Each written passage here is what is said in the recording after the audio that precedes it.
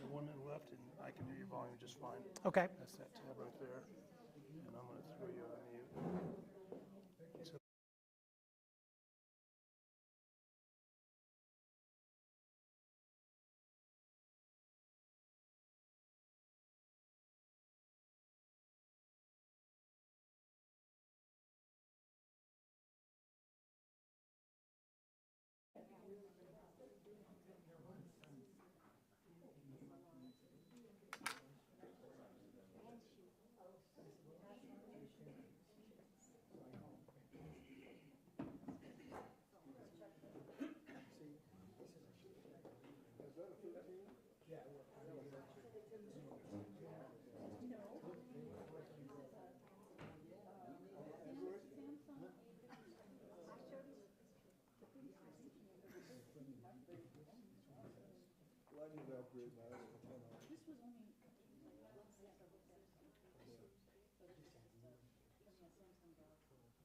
we're just waiting. Okay, we're ready to go. Well, welcome this evening. I can hear myself. Once is bad enough, right, Judy? Like one time is plenty. Yeah. So welcome to those who are watching online too. We're going to go to the video here in a little bit, and so if you're watching online, Sam sent out a link today where you can watch the videos off of a different source. We're not broadcasting them, so the live stream will go mute for that period of time. So you can watch the videos either now or later, but just click on the link there. We're on session 3 tonight, so double check that.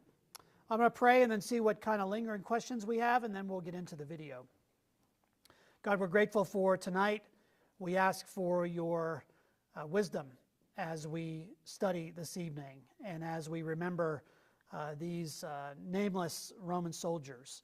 In the name of Christ, amen. Any lingering questions or stuff from your reading that you want to bring up, or questions from last week that are still remaining?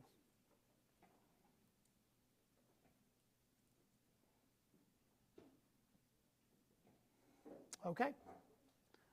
I explained it that well. Okay, all right. We're going to watch the video then, and then we'll come back, and I want to make sure you give your Bibles a warm up tonight. So we've got some stuff to look at this evening. So here we go.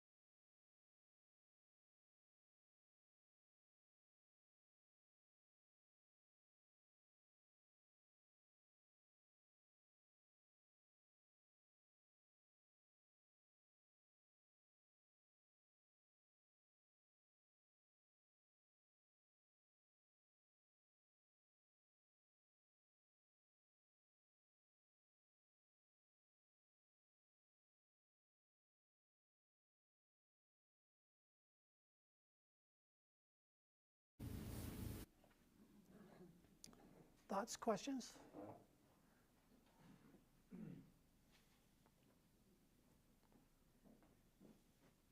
Talkative group tonight.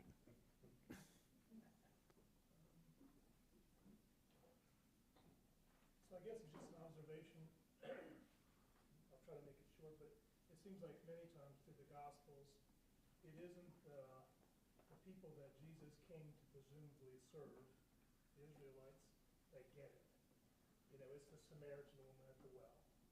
It's the commander of the army that says, you don't have to come inside. If you say the word, I know what happened. And Jesus says, I've never seen faith like that anywhere in Israel or in Jerusalem. It's Herod that maybe gets it. This guy's innocent, but I'm going to appease you guys, and we're going to do what we have to do. Now I know, when Israel was set aside as a holy community, people chosen by God, it wasn't just so that they would be the chosen people at the end times. I mean, their job was to spread it to all corners of the earth, just like, as Jesus instructed Saul to do. But I just think it's funny. Maybe it's kind of like, a prophet is revered everywhere except in his hometown. Right. His own people just didn't get it. So I don't know if that's a question or just an observation. But Yeah, so Tyler is talking about the idea of, it seemed that the outsiders are the ones who really got Jesus' message more than those who were the insiders. So who is his greatest opposition with? The insiders, those he has most in common with, the Pharisees, and others. But, why is it that these Gentiles are drawn? Why is it that, I'm preparing the sermon for Sunday on the sinners. Why are sinners drawn to Jesus? Why are sinners drawn to Jesus, but they're repelled by religious people? It's an interesting question. And I'll let you know if I come up with the answer by Sunday. I don't know. We'll see. We'll see what that looks like. But this whole idea of mission to the Gentiles was embedded in Judaism from the beginning. I don't know where all the markers went.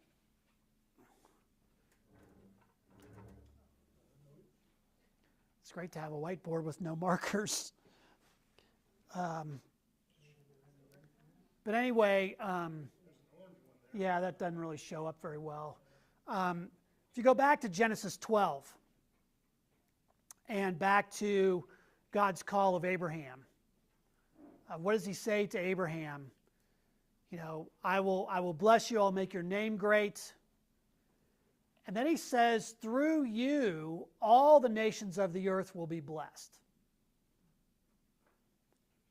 So there's a sense right there from the very beginning that Judaism is designed as a light that draws the nations to God. There to be sort of the shining example that draws the world, into relationship with God.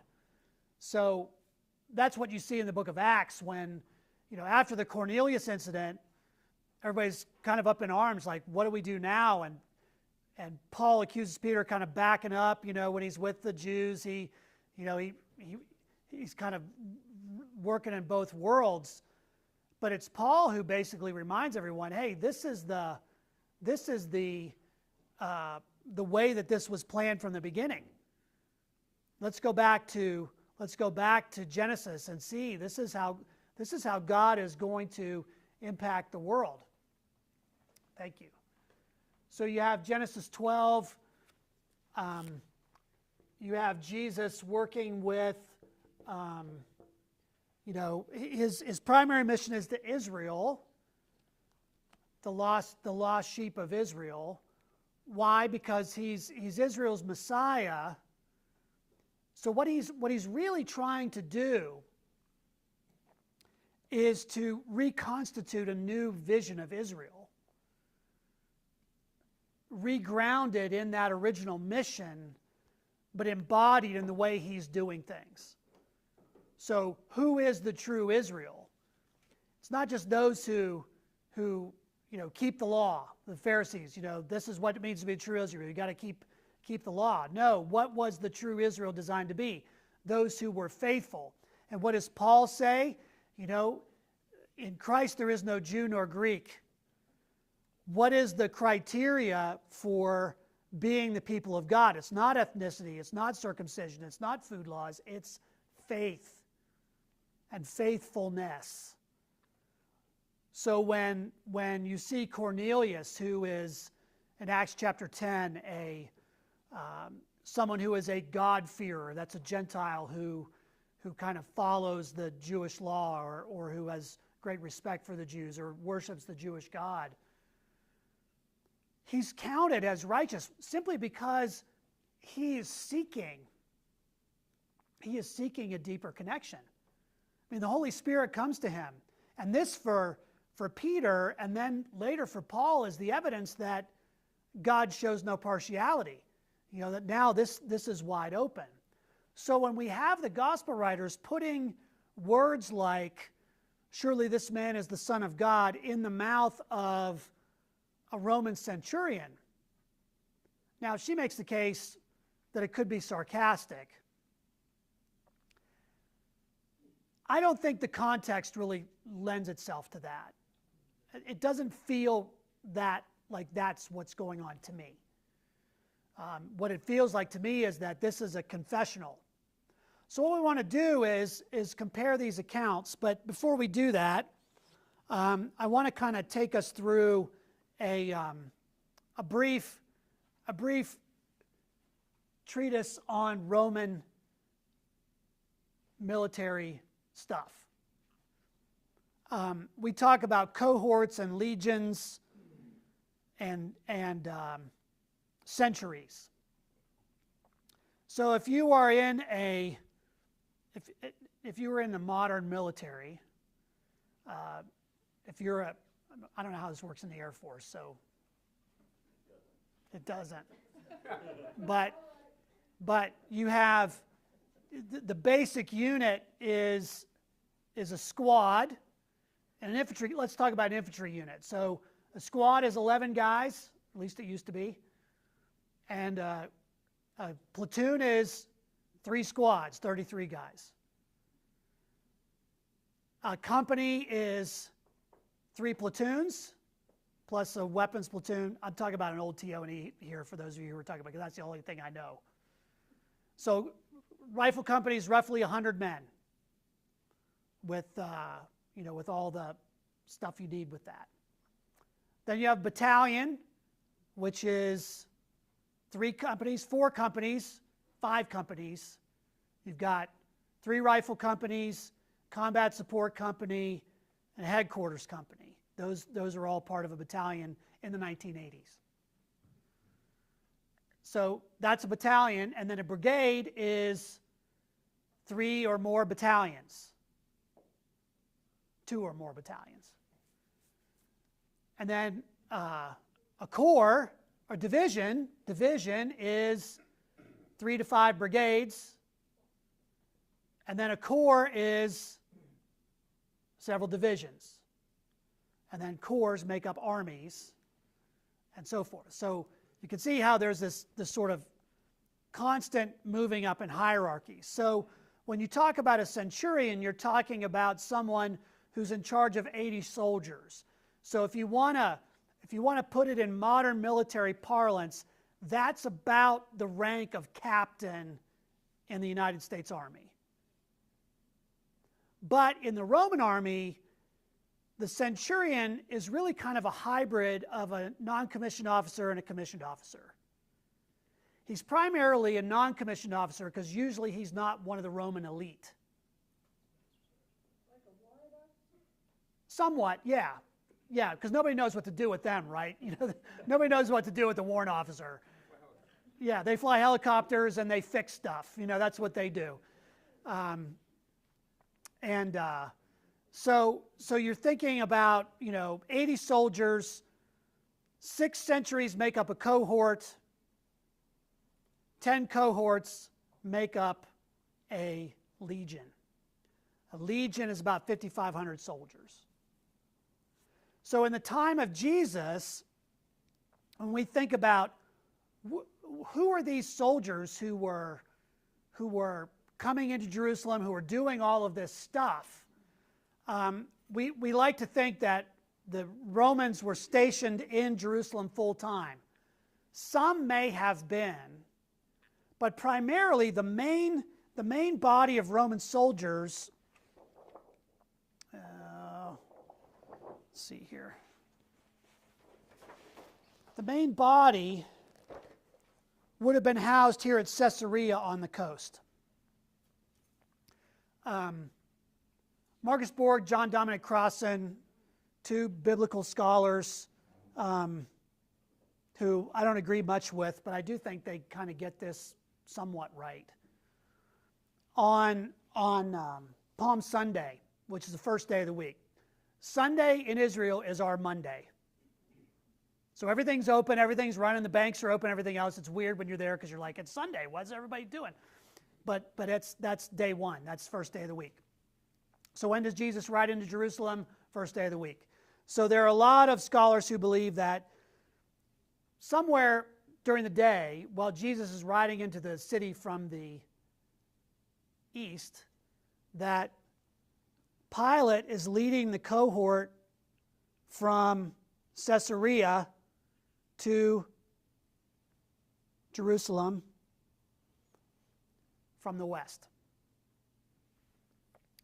Why are they coming into town? It's the Passover. Most time for unrest. If you think about Jerusalem probably having about 40,000 residents, maybe, on a regular day, but in Passover time, that could swell to 250,000 people, in the city. So you want to watch out for unrest. And so, who builds the temple that's there at the time of Jesus? Herod the Great. And when Herod the Great builds the temple, he builds a fortress next to it called the Antonia Fortress, named after Mark Antony. Exactly right. Antonia Fortress. So when the soldiers come into town, this is their main base of operations. So how many Roman soldiers are we talking about in Jerusalem at this time? Probably not a whole legion. Probably more like a cohort or two, with others probably outside the city in reserve. We don't know for sure. Who are these guys? Are they all from Rome? Most likely not. One of the things Ted and I learned when we hiked Hadrian's Wall a couple years ago, which was a great hike. If you ever get a chance to do that, it's phenomenal. We did, 40 miles, something like that, on Hadrian's Wall. And we stopped at a bunch of different of the Roman outposts. They've done a lot of excavation there, the Roman outposts and things like that. And you realize that almost none of these soldiers there on the frontier there in Britannia were actually Roman. They were Thracians. They were auxiliaries. So the Romans often, when they conquered a territory, you draft people into the army, you make soldiers out of them, they get forged by Roman discipline, they wear Roman uniforms, they do all that kind of stuff, but their origin is from somewhere else. Now, you never have them serve in the country that they're from, but you move them to someplace else. So if all those troops on Hadrian's Wall are Thracians, that means they're in a very foreign environment. They're in the north of England, which is cold and damp and miserable. Not a pleasant duty. So who are these guys? Well, we know Pilate's a Roman. Centurion might be a Roman, but he's probably an auxiliary from somewhere else. We don't know for sure. The one soldier is said from the Italian cohort. So what does that mean? Well, if he's from the Italian cohort, that might mean he's part of the legion, but up as one company in that legion might actually be Roman. Why would you have at least one legion in an auxiliary, or one cohort in In a legion, that's auxiliaries, but that cohort is Roman. Why? Cadre. They're your trainers. Everybody's supposed to watch these guys. This is how it's done. They're going to be ones training everybody else. And where is Cornelius when he receives this visit from the Holy Spirit? He's in Caesarea. And he sends down the coast for Peter, who's in Joppa, just down the coast. Okay, so here's what I want to do with discussion time. We may not get to everything, but there are 4 different accounts of this in the Gospels. So what I want you to do at your table is divide these 4 accounts among the members of your group, read them out loud, and then what are the similarities and differences in these accounts? And what do they say about the role of Rome in the midst of this story? Okay? Go ahead.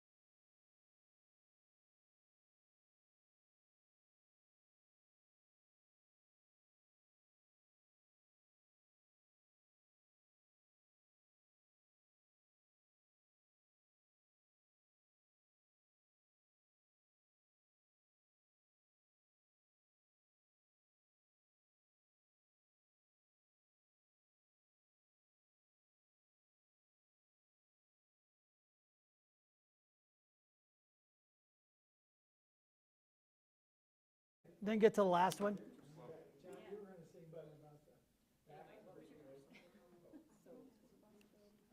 What are we noticing?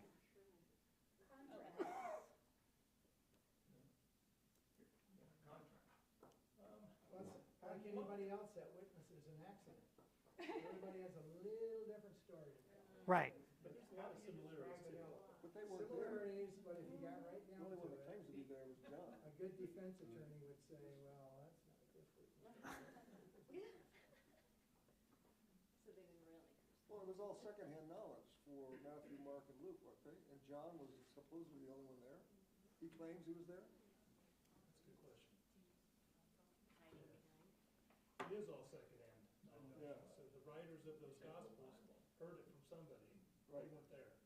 But that's true about a lot of us in the gospels, right?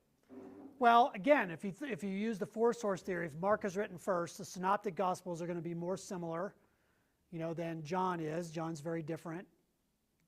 John is the only disciple who's at the cross, but when is that? If John is the disciple whom Jesus loved. Maybe, probably. The confidence of a first-year seminarian.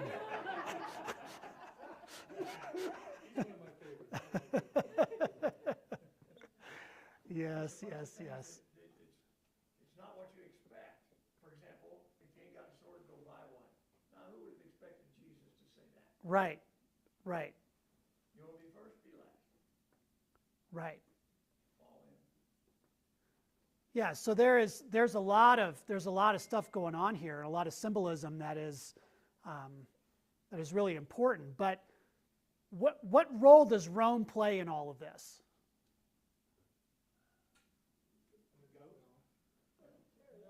They're the ones that are responsible. Just doing their job. Last week she said there's no such thing as an innocent bystander. Do you buy that? Yes. Yeah. All the bystanders have different lens that they're looking, that they remember. Yeah. If you've been a soldier under orders,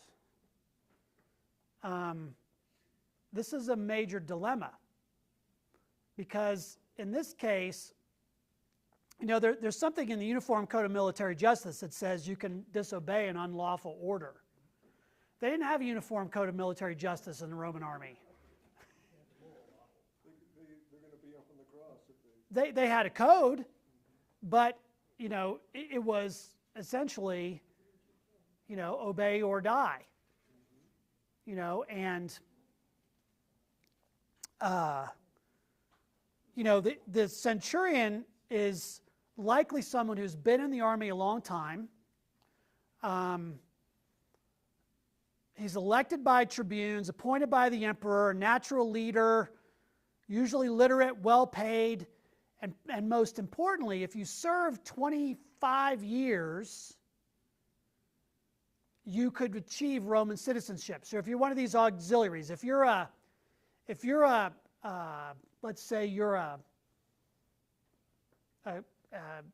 Lydian soldier, you're from Asia Minor, and you've been, in the Roman cohort, you now have 12 years in the Roman army as an auxiliary.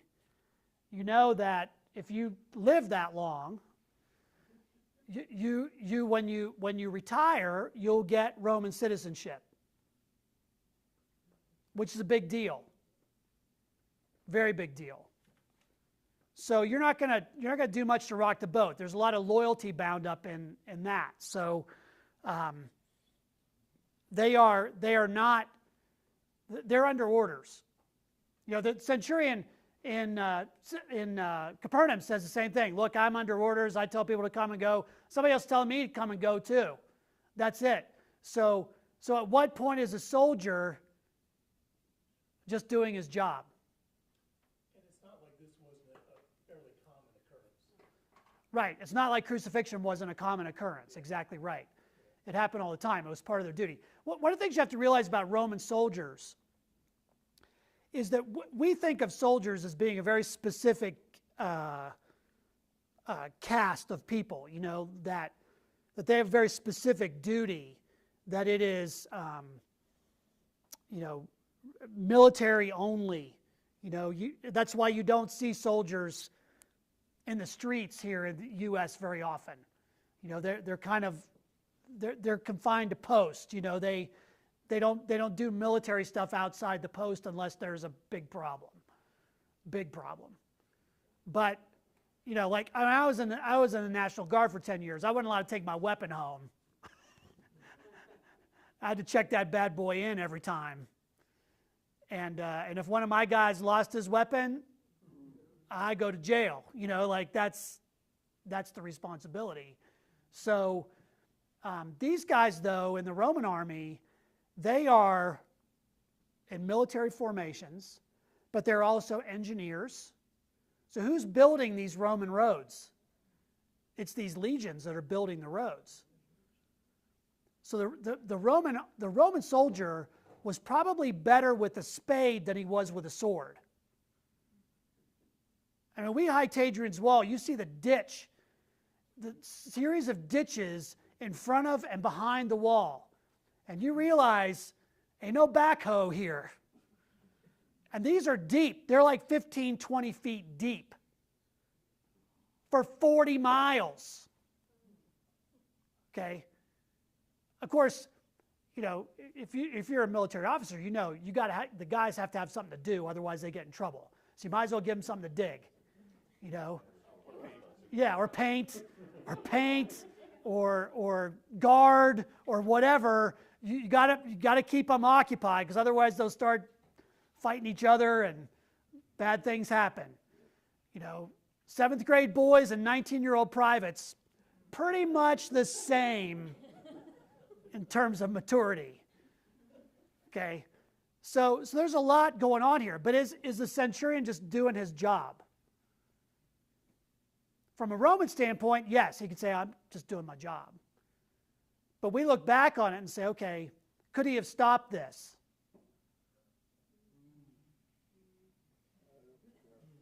Yeah, good question. Yeah, unless you want to be up there, because mutiny is, you know, today that's a big deal. You know, it was a huge deal back then.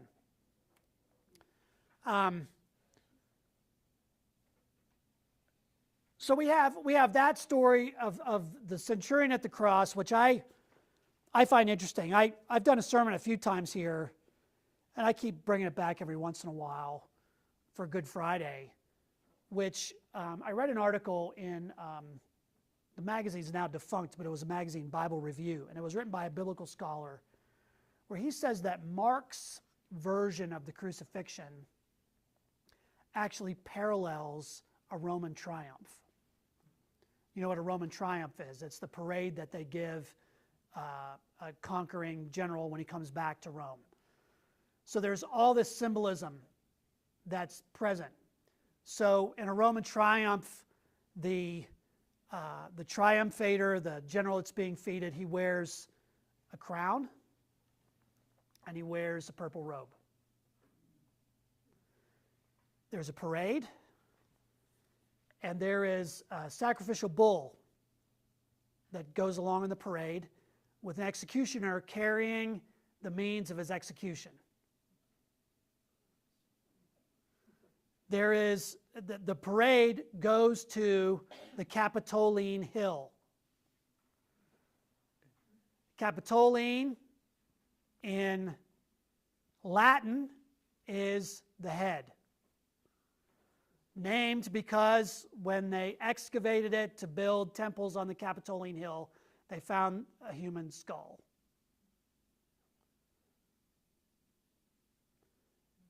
At the Capitoline Hill, offerings are made to Jupiter.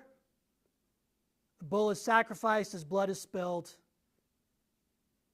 and the triumphator is raised up as king. What do you notice? Simon of Cyrene carrying the cross beside Jesus. The crown of thorns, the purple robe, Golgotha, place of the skull. Now, if you go to Jerusalem, they will take you to the alternate site outside the walls of the city, the garden tomb, which is by the bus station, and they will point at the cliff and say, "See, that looks like a skull. This is the place of the skull." No, it's not.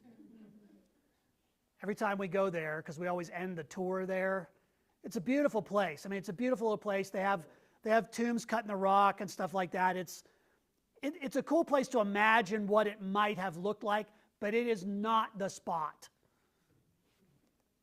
It's just not. I mean, Golgotha is named such for a reason.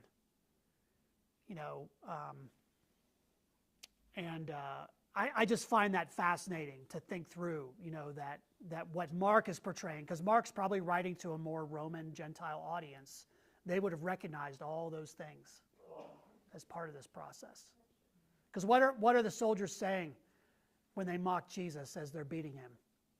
"Hail, King of the Jews." What do people say along the parade route? "Hail."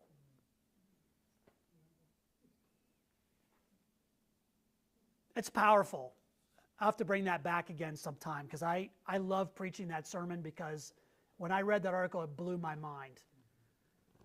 It was pretty powerful to think of the parallels between those things. Yeah. Paul uses quite a bit of that in some of his writings. He leads us in triumphal procession. The aroma of Christ, the aromatics that would be along the route, all those things, yes. He uses the triumphal procession a lot. And you use it in Hebrews, whoever wrote that. Yes. So that was a big deal.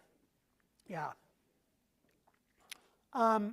Just real quick, the story about the centurion's servant. What do you think it means when the centurion calls Jesus Lord?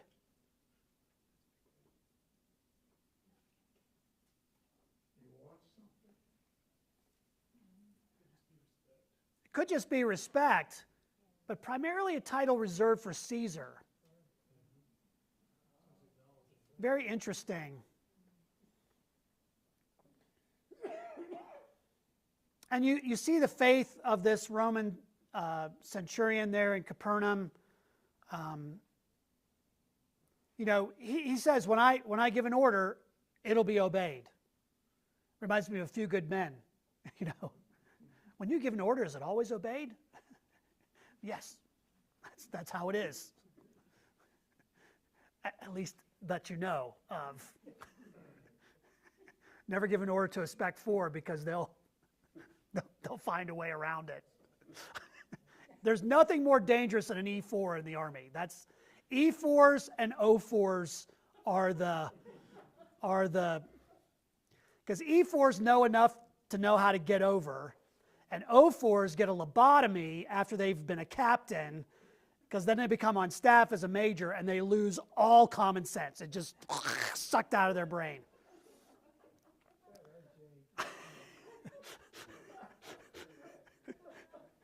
At least that's how it worked in the infantry. That's right. I wasn't smart enough to do anything else.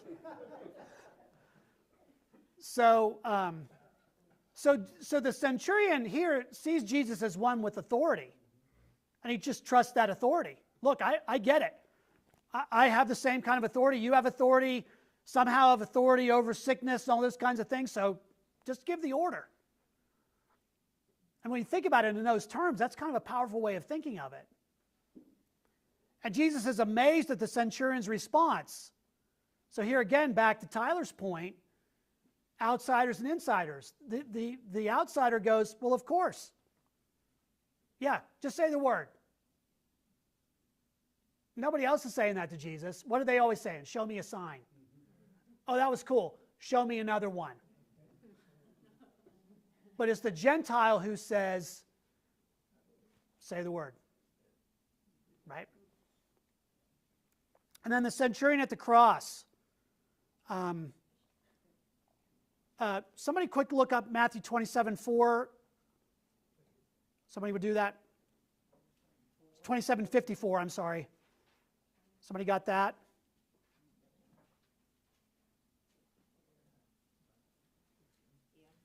I got it.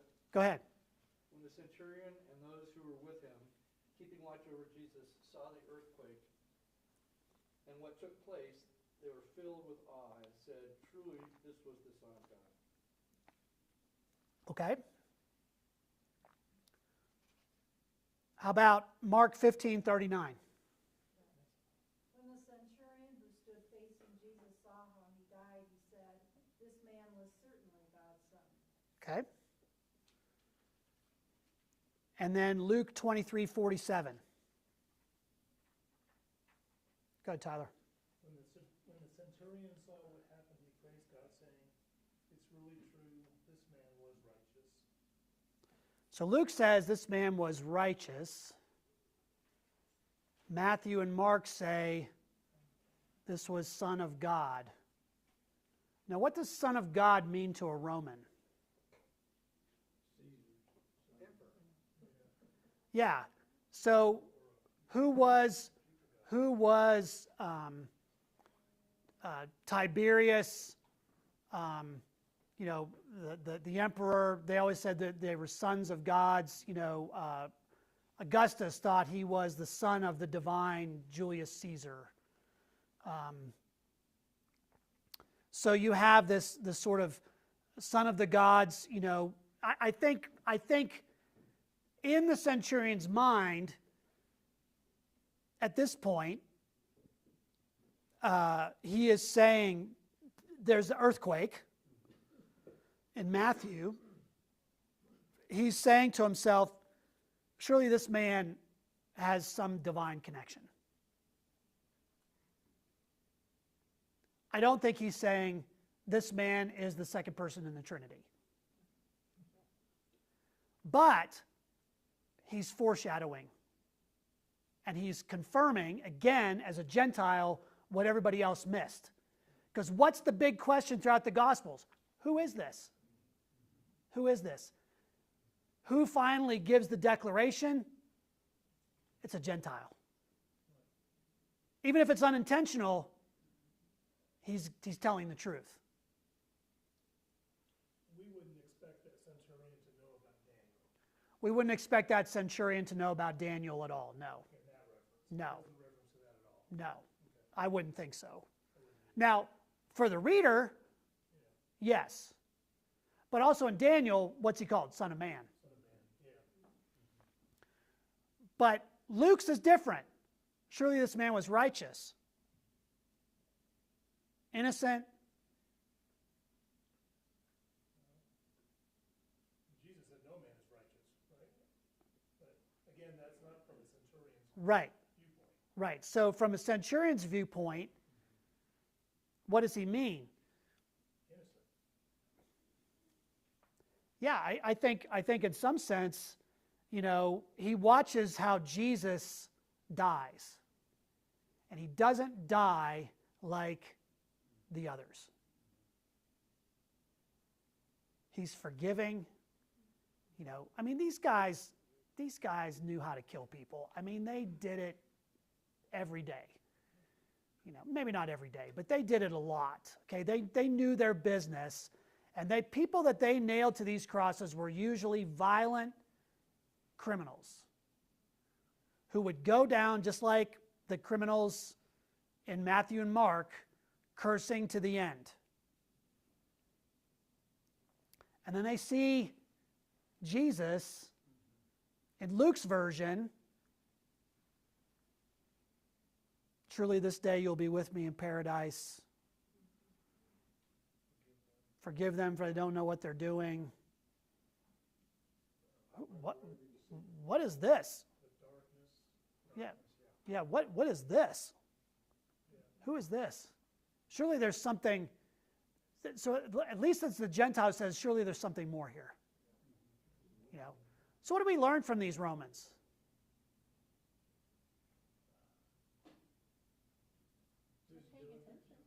They're just doing their job. Yeah. But are they used in the story?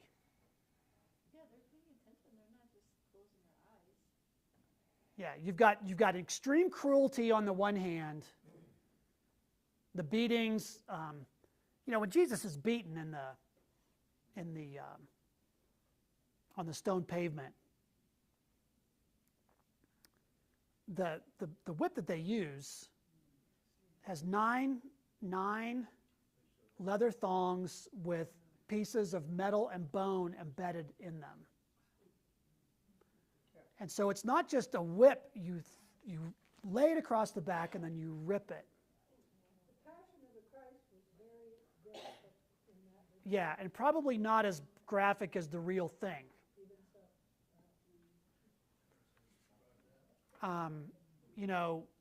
So they understood cruelty.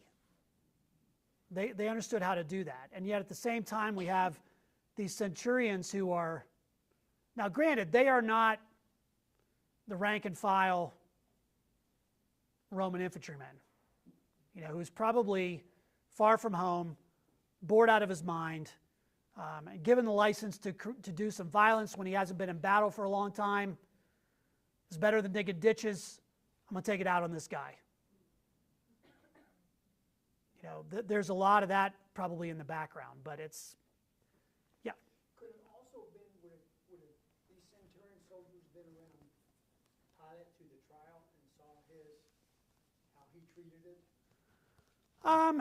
Some might have been. The officers might have been. And could have wondered already what is going on here? Yeah, maybe, but it's hard to say. Yeah. Well, they would have heard him say, this man is innocent.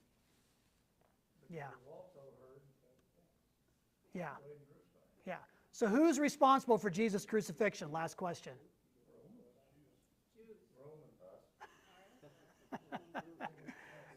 There's the rub, see? You can make a case for all of them. Maybe that's next year's sermon series. Who's responsible? CSI Jerusalem. In Matthew 27, there's a real interesting exchange about that question. Pilate makes the declaration, says, I am innocent of this man's blood. Mm-hmm. But then the crowd, who presumably were all Jews, say, his blood is on us. Yeah. Now, who's Matthew writing to? Jewish audience. Couldn't have been done. There's all. Couldn't have crucified him, couldn't have killed him. Yep. So, again, CSI Jerusalem. We can. About this piece of the book here, If you need to go ahead. Yeah, I know it's a big choir. the earthquake, and then the Star of Bethlehem. I thought that was interesting, in his birth, the earthquake, and his death. And then the context of the Magi, Gentiles, bringing gifts at his birth, and then the Gentiles, Roman soldiers, Right. saying he was king. Right. So Jay's saying that you have Gentiles at the beginning, Gentiles at the end in Matthew. Right. Yeah. Yeah. Well, and you could argue the whole reason Jesus is born in Bethlehem is because of Roman emperor. Right. Maybe God blew his ear. So they're kind of in the background. So we might not even just talk about Rome specifically, but think more in terms of what role does government play in these events in Scripture. Because we see God using nations. We see God use Babylon to punish his own people. So there's this whole, the Gentiles are kind of involved in this process. But here, they are the ones who inadvertently are beginning to understand the truth. And so when Paul moves out in his Gentile mission, it's kind of a natural thing, right? We're already seeing that happen here. And in a Jewish gospel like Matthew, Matthew's pointing out that his own people are culpable, but are they the sole? I mean, we could get really heavy into anti-Semitism, which a lot of people have done by saying Jews crucified Christ, therefore, supersessionism, we get rid of them, all that kind of stuff. That is not, I don't think that's even Matthew's point. I think because John's gospel, what does he do with the Pharisees and all this? He just calls them the Jews. Like everybody's lumped into one place. And this is a Jew who's writing this, okay? So there's a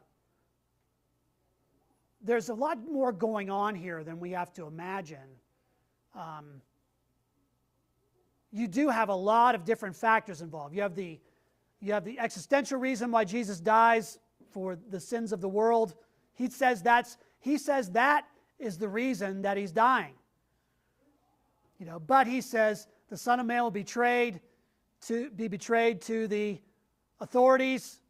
He means both the religious authorities and the Roman authorities, each of whom have their own cowardice. One is so cowardly that they have to trump up charges. The other is so cowardly that they can't afford to not appease the crowd. So you have all this stuff flying around in the background. Kind of a question. I had a friend many years ago who came out of a very Jewish family. And when he became a Christian, he was essentially exiled out of the Jewish family because they could not see Christ being of any of importance. Is that tied back to this group of the Jews at this time not seeing Christ for who he was and what he meant to them? Well, I did a joint Bible study for Lent one time with a Jewish rabbi, and we brought our congregations together and we asked questions like this. Somebody asked Rabbi Josh, say, "What do you think of Jesus?" He says, "We don't."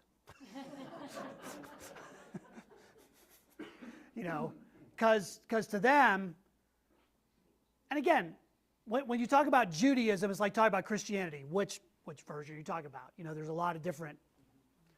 But they're looking for a Messiah with a very specific agenda, and it depends on whether you're an Orthodox Jew or a Reformed Jew or what have you, depending on what you're looking for. Same thing was going on at Jesus' time. All these different groups are looking for a different sort of Messiah, or not one at all. So it's hard to be monolithic about that. But I think what happens, when a Jew converts to Christianity is they're putting a stake in the ground, saying we believe this was the Messiah. Well, how could he be Messiah? Because he was crucified. And how could he be Messiah? Because there's the Holocaust. How could he be Messiah if, there's all this, we haven't seen this liberation of our people like we had hoped. So they're still looking for, depending on your strain of Judaism, one kind of Messiah or another. And there are lots of people who rise up, and say they're the Messiah. It's not uncommon. It wasn't uncommon in Jesus' day. There are a lot of people who pop up and say, "I'm the Messiah." There are Orthodox sects in Jerusalem who say, "This rabbi is going to be the Messiah." Then he dies, and they go, "Well, I guess maybe not. Maybe it's his brother." That kind of thing. Which is why it's unusual in the Christian movement, because James, Jesus' brother, when Jesus was crucified, they didn't suddenly say, "Okay, now it's James." Now, James becomes a leader in the church, but James himself, when he writes the epistle, what's he say? "I'm a servant of Jesus Christ." Okay, so I think to your question, Tim, there's a sense of betrayal around that. And plus, I think, for Jews in the 20th century in particular, there's a wariness about Christians because of the Holocaust, because of some of the things that have been done to Judaism, those who are Jews, by those who have purported to be Christians. Let's be honest, purported to be. So there's a natural kind of, sort of weirdness about that. It was interesting when I did this joint session with Rabbi Josh. His folks were shocked at how much I knew about Judaism.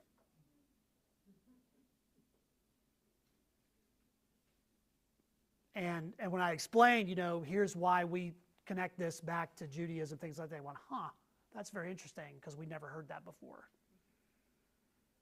Unfortunately, most Christians have not heard that before. You know, but as I've said many times, you have to understand the Old Testament and Judaism before you can even understand what Jesus is talking about. You know, so this idea that we have to unhitch the New Testament from the Old Testament and all that kind of stuff that a lot of Christian pastors are talking about, run away screaming. That's the old heresy of Marcionism at large. So I think the way that you help to bridge that gap is by having more dialogue and by saying, you know, I want to learn more about what our commonality is, because that tends to draw people together. That was one of the best studies I've ever done. Because what we did was we picked a topic, and for 6 weeks, we brought our congregations together. We alternated meeting at the synagogue and at our church. This was in Park City. And we went back and forth, different places. We had food, and we just got people together. And then we just said, okay, our topic tonight is what we think about God. And I talked about the Trinity, and, you know, he talked about, you know, the monotheism. We talked about scriptures. We talked about, you know, our idea of the afterlife. We talked about all kinds of things like that. It was great. It was awesome. And we all learned something from it. One of the best things I learned from Josh, too. Josh was hilarious. People said, one person asked a question, I want you to each summarize your religion in one sentence. I had to think about that for a while. What I ultimately came up with, I think, was Jesus Christ is Lord. That's what I came up with. His was better. Not better in terms of it being more true or whatever. Jesus Christ is Lord. His was funnier. He said, Judaism boils down to something very simple. They tried to kill us. We won. Let's eat.